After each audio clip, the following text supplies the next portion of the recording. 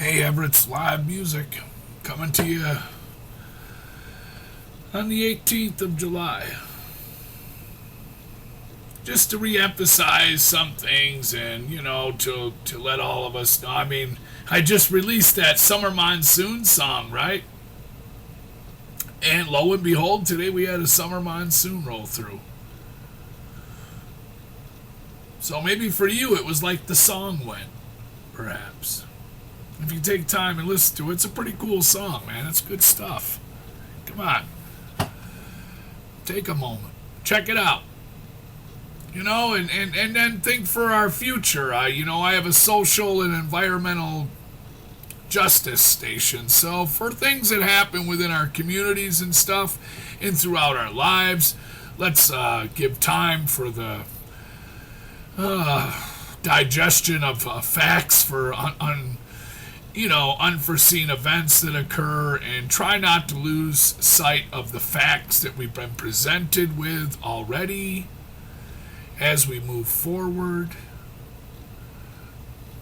Take time to look stuff up. Like, for myself, I would never want anybody close to me and at home to ever be harmed, right?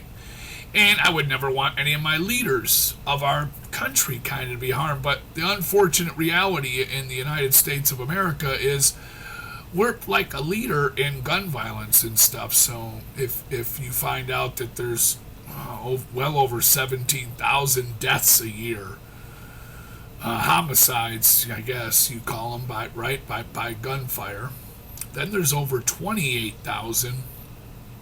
I think this is like an average. I'm cherry picking some stuff I looked at. I don't usually look at this because I just know it's the reality of who we are. But those are some numbers.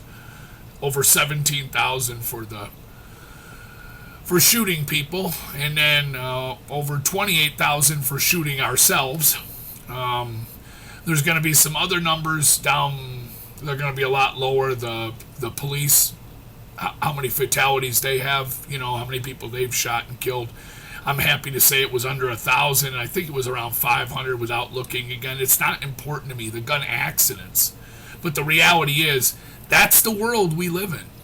This is the world we've created. And even when we speak of peace at times, sometimes they want to just dismiss some of the facts that have already occurred and some things that have been said. That's going to be up to us as a people to digest what we receive the best we can. Try not to get caught up in some drama or some big headline.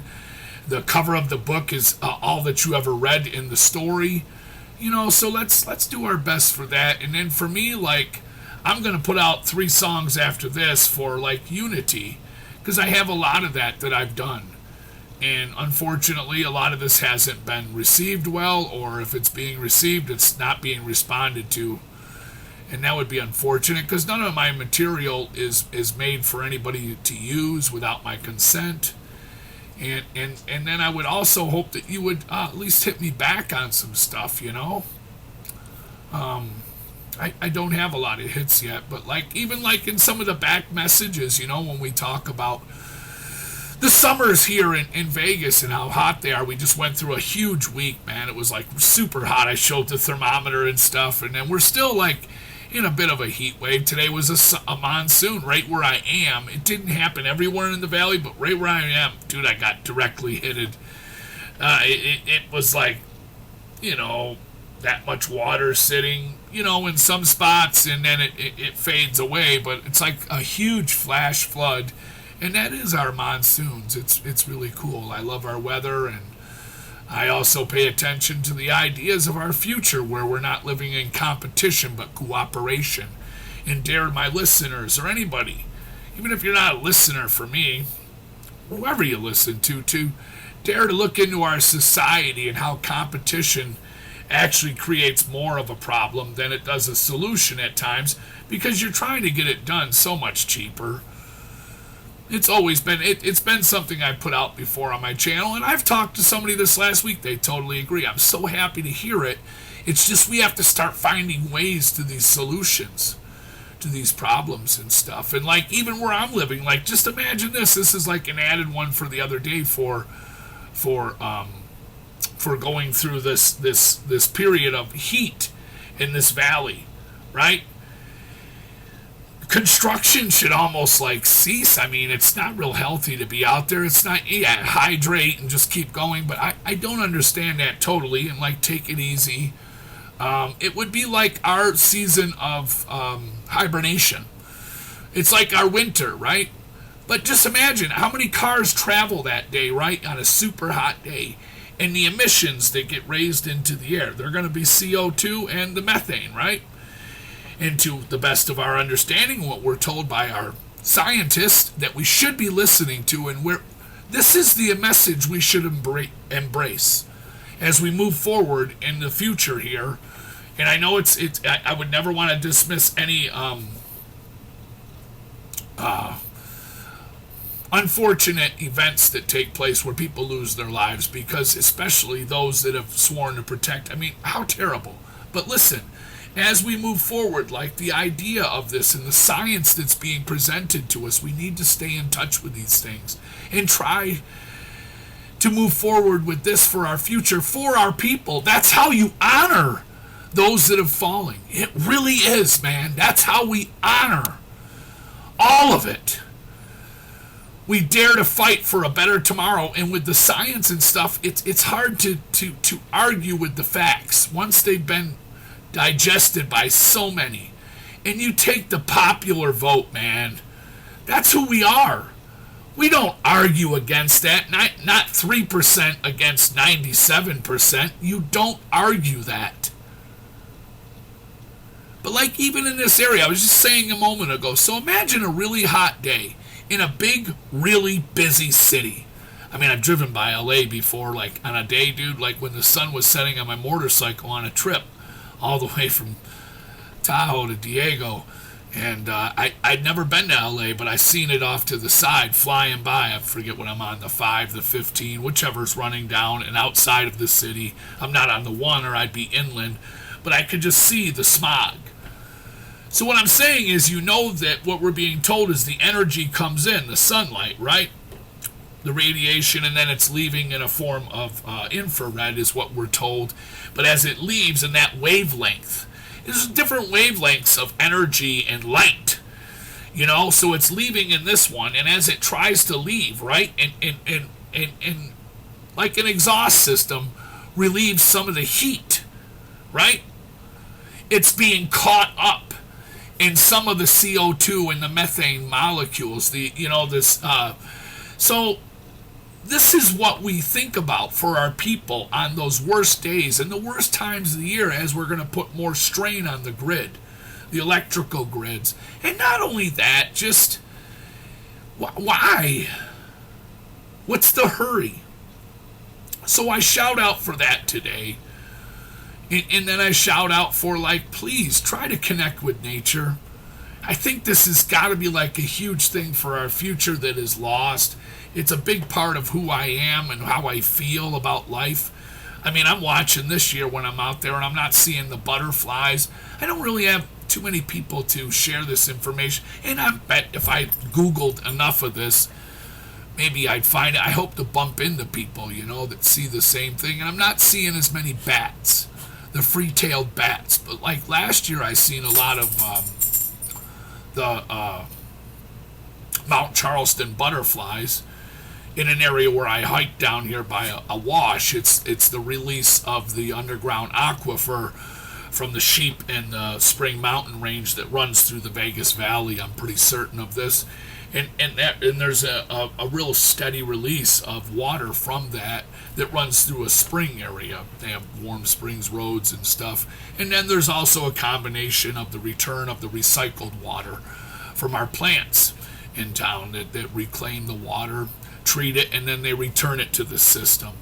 We hope that all this is done in the most humane process and within the guidelines that are set before us by the EPA. And those are some of the things I look for, but like I don't get those conversations coming back, and I dare for you on your end. Like even like on days like this, I'm watching the Katmai bear cam in Alaska, you know, and the fish are running really good right now, and they're not running up all the rivers of the lower 48s like that anymore.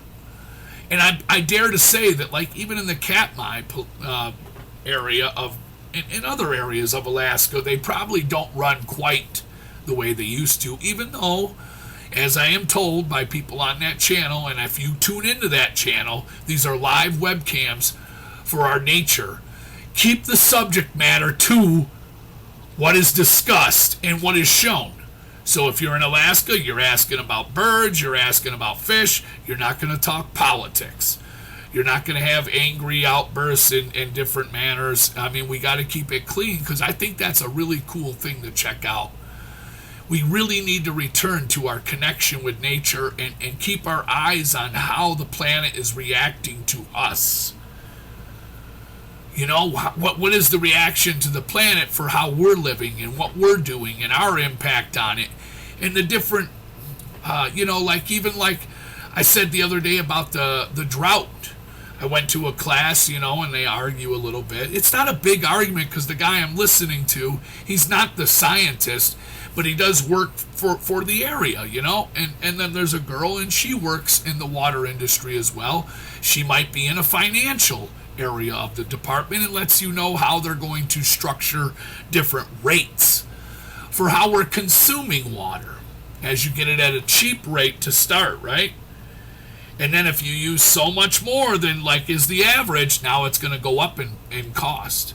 And then if you use more than that, then it's going to go up really more in cost. And they try to use this to control our consumption these days. But on the drought thing, I was hoping to get something. But I would just like to comment more, because the Colorado River, and to clear up the idea of how this happens in life, for most systems, the recharge rates is all dependent on snowpack. For us here in the Vegas Valley, it's dependent on the western slope of the Colorado Rockies, which, annually I think they're over a couple hundred inches a year, easy. In some years better than others. Like the last 2 years, they've been 100%, or 2 years ago it was over 100%. But also keep in mind the water content of that snow.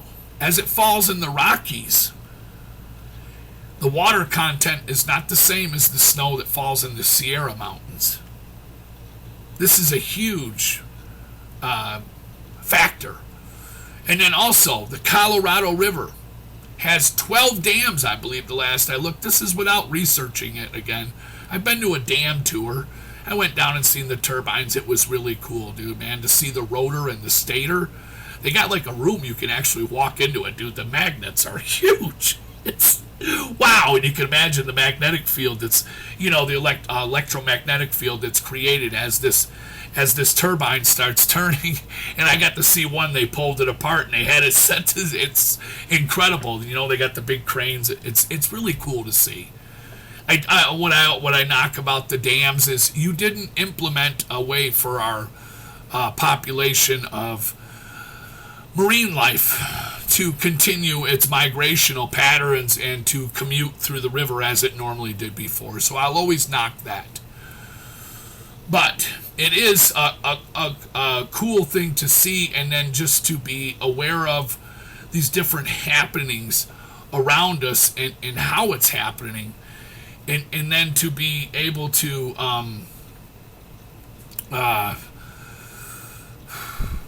study some of this for our people, so we know better what we're looking at and the things that we're facing. You know what I'm saying?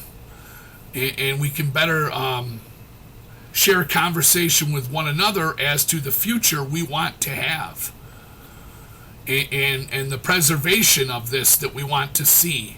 And the numbers we want to see return to spawning levels in the lower 48, because we as a people have decided to have conversations within one another that are going to support the successful migratory patterns, and to stop taking so much and dare to watch some of the destruction that comes from the competition instead of cooperation. If we cooperated, we wouldn't cut corners, and we wouldn't put things in harm's way at times. But there is a for us here, just to see all that, and for me to see it and to watch it, and to try to have a part in it is what I'm doing, and I hope you do the same in your area. And when I think of that drought, and then I think of how we've built the way we have through it, and now there's smaller pools and no more golf courses, and there's what an ability for our people on a small scale to talk about this more and to see it for what it is, and to ask for that change in our future, because I think it's kind of undetermined what's going to happen immediately, and I'm just them 12 impoundments. If you have 12 dams, you have 12 impoundments that come down that Colorado River. Every one of them has been low, like dangerously low. So it's not like living in the Sierra Mountains and you're trying to fill up, one of the aquifers, or one of the, I should say, one of the impoundments with a dam that's below the Sierra Mountains. The water content up there is super high. I've skied the Sierras for years. I skied a lot of the mountains up there. I really love skiing. It's so cool. And that is so important for what we get.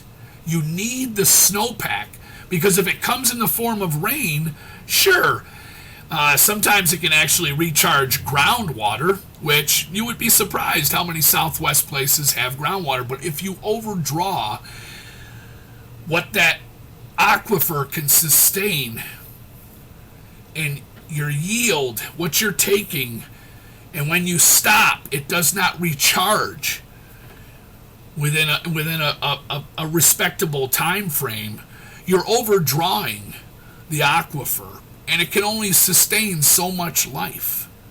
And this is all dependent on snowpack.